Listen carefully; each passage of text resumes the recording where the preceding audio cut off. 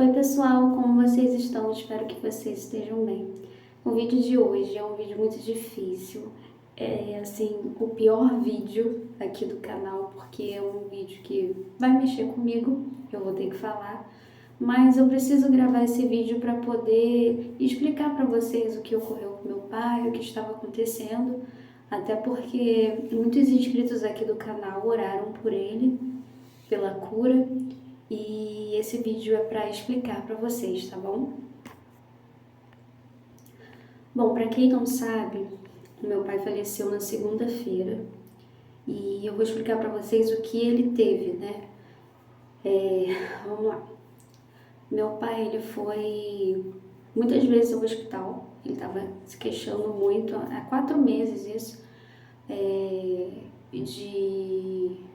de dores, não estava conseguindo comer e só estava perdendo muito peso. Ele estava perdendo muito peso mesmo. E aí nós começamos a levá-lo ao postinho que tinha aqui perto de casa. E todas as vezes que ele ia, ele fazia exame de sangue e tal. E aí ele só ia pro soro, tomava injeção, ficava todo furado, tadinho. E fazia exame, raio-x. E aí ali foi constatado que ele tinha uma pneumonia. Então começaram a tratar essa pneumonia. Com o quê? Com antibióticos. Ele tomou muito, mas muito antibiótico, muito, vocês não têm noção. E quase todos os dias ele tinha que ir pro posto. Até teve um remédio lá que eu não lembro, que ele tinha que ir todos os dias, durante 10 dias, para tomar uma injeção lá no posto. Então, tadinho, ele sofreu muito nesse tempo.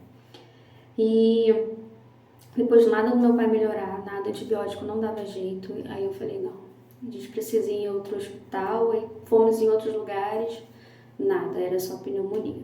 Até que nós fomos a um hospital bem conhecido aqui em Caxias, né? E chegamos lá, o médico falou que meu pai precisava ir ao pneumologista. E aí, quando eu saí desse hospital, a minha mente, eu creio que foi o Espírito Santo, falou assim pra mim: leve o seu pai ao otorrino. E foi o que eu fiz. Saí e marquei pro dia seguinte a consulta no otorrino para ele. Quando nós chegamos lá, o otorrino viu e disse: o seu pai aparentemente tem um tumor de boca, o que não tinha nada a ver com a pneumonia.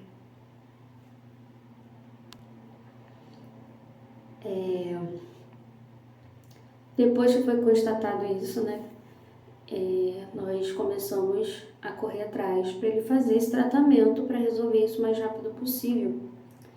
E, gente, vou dar uma pausa porque tá um pouquinho difícil de falar, tá? Mas calma. Depois que ele foi esse lugar fazer esse exame, né? Foi lá no SASI que o médico viu que ele tinha algo na garganta anormal e falou: olha, isso está parecendo um tumor de boca. Ele falou assim: seu pai precisa fazer uma biópsia. E antes dessa biópsia, ele tinha que fazer um exame lá, que ele tinha que voltar lá novamente para colocar uma câmera, né, na garganta ou pelo nariz.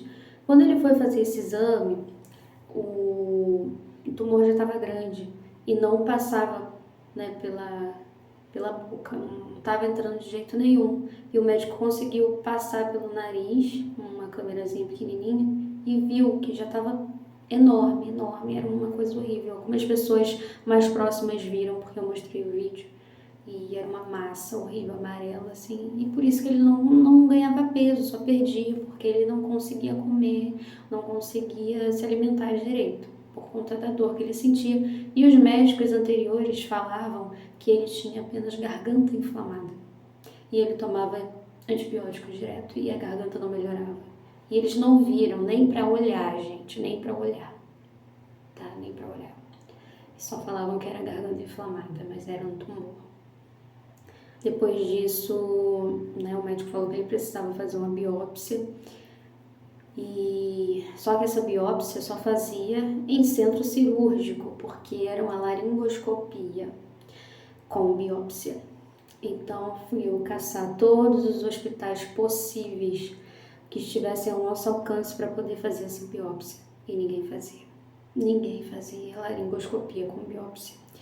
E eu comecei a ficar desesperada e consegui marcar lá no Duque, e uma médica oncologista o atendeu, foi muito atenciosa, fez um laudo para ele poder entrar no CISREG, porque até ele entrar no CISREG foi, nossa, muito difícil. Gente, esse CISREG, olha, é assim, a pessoa que está esperando só Deus, só o milagre, porque o CISREG demora muito. Claro que o CISREG é bom por um lado, porque não pode furar fila. Mas, por outro lado, a pessoa espera eternamente. É uma eternidade para poder ser chamado. Mas aí nós fomos à Defensoria Pública e, graças a Deus, na mesma semana meu pai foi chamado. E ele foi internado no Pedro Ernesto. Né? 2 hospitais o chamaram, foi o INCA e o Pedro Ernesto. Eu falei, o hospital que trataram meu pai melhor, ele vai ficar lá. E aí nós fomos com ele pro Pedro Ernesto. Chegamos lá no Pedro Ernesto.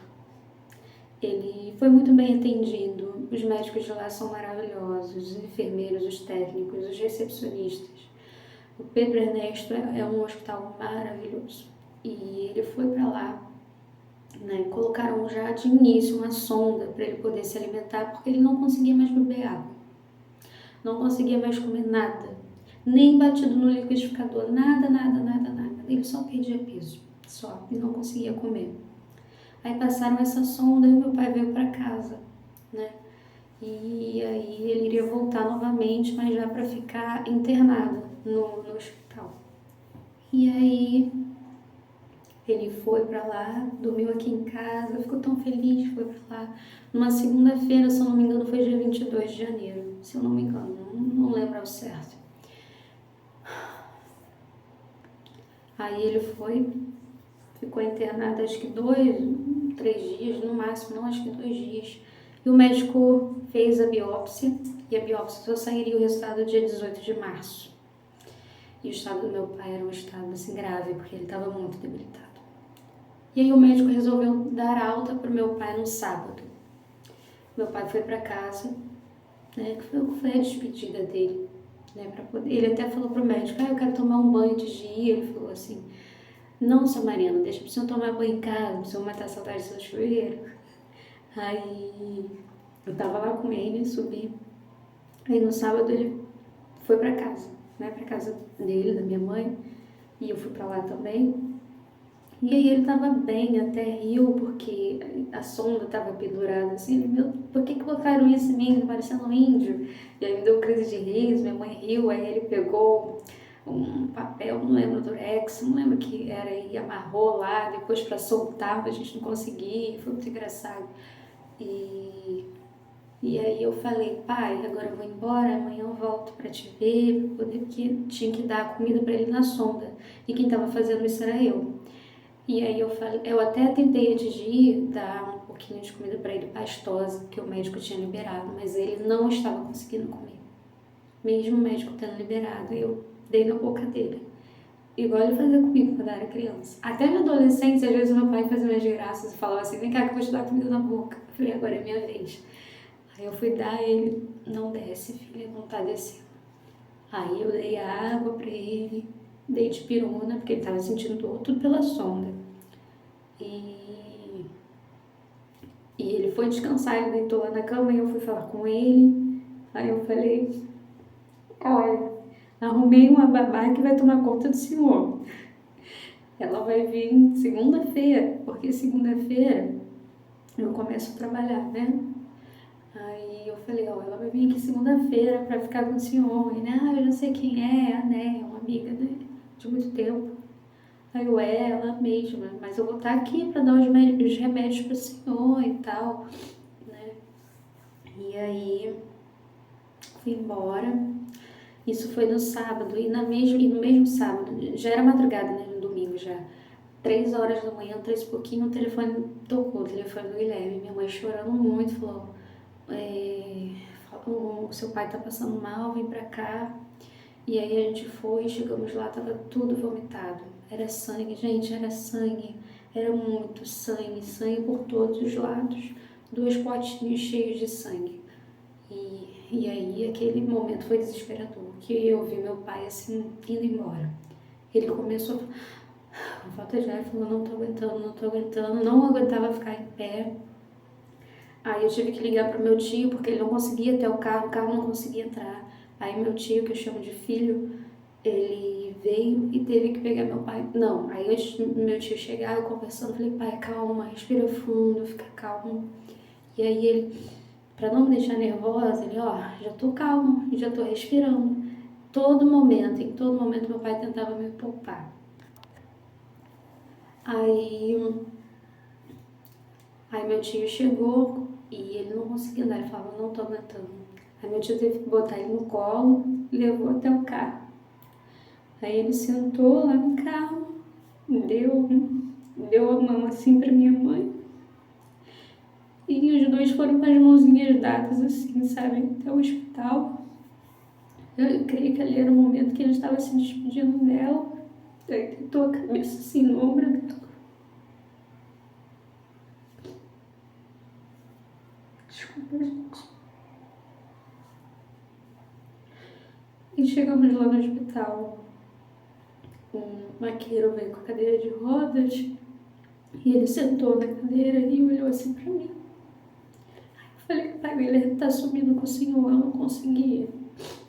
Antes dele eu fiz uma oração. E aí ele subiu com o Guilherme, com o maqueiro, e a gente ficou de 3 horas da manhã até as 11 horas do domingo, esperando notícias, porque aí o Guilherme mandou mensagem e disse, olha, o médico falou que ele vomitou novamente sangue. E era sangue assim das fezes, era vômito com sangue, porque ele estava ingerindo o próprio vômito, ele engolia, por isso saía, né? Aí o Guilherme disse ao médico, disse que não tem hora para sair resultado, não sabe o que é, a gente tem que aguardar.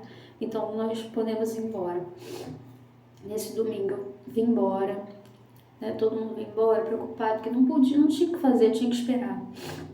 Viemos, e aí minha mãe foi para casa, nós dormimos um pouco, estávamos muito cansados e fui me organizar para poder ir ao culto logo mais. E à noite passar lá no hospital para deixar os pertences do meu pai. Só que caiu uma chuva e alagou tudo. Porque Deus sabe o que faz. E não deu pra gente chegar no hospital.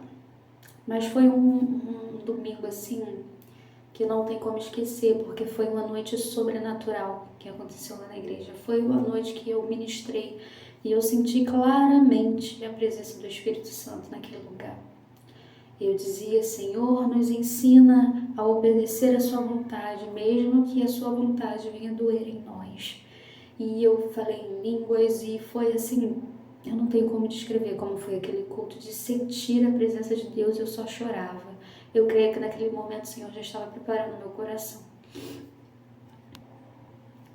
No dia seguinte, na segunda-feira, acordamos cedo para poder ir ao hospital levar os pertences do meu pai. E no caminho o médico ligou.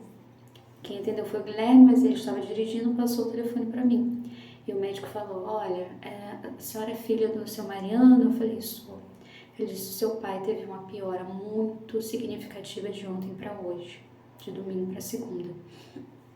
E seria bom que vocês viessem mais rápido, e nós fomos. Ali eu já sabia que o Senhor ia levar meu pai. Quando eu cheguei lá, eu subi com o Guilherme, que eu não tinha condições de subir sozinha, minha sogra também estava lá, até porque ela trabalha naquele hospital. E aí a médica veio, a enfermeira responsável pelo setor veio conversar comigo, explicou sobre o estado dele, que ele estava com oxigênio, que ele estava usando sonda para poder urinar, estava usando fralda, para eu não ter nenhum choque, né? E eu falei, tudo bem, e entrei, e o meu pai já estava assim, não tem como descrever, ele já estava assim, ó. Ele fazia assim, para poder respirar, mesmo com o oxigênio. Quando ele me viu, ele fez assim, e eu falei, pai, tô aqui. Pai, eu te amo. E falei, pai, nossa, de brincadeiras, né? Eu sempre falava, pai, você me ama? E ele fazia assim. Aí quando ele me perguntava, você me ama? Mais ou menos. E aí eu falei, pai, tô aqui, eu te amo. Você me ama? Aí ele, amo. Mesmo não conseguindo falar, ele ama. E a pressão dele oscilava. Às vezes ia para 8, né, que o médico falou, 5, e quando eu cheguei foi para 12. Normalizou a pressão. Então eu creio que naquele momento o Senhor preparou aquele momento para, né, para despedida.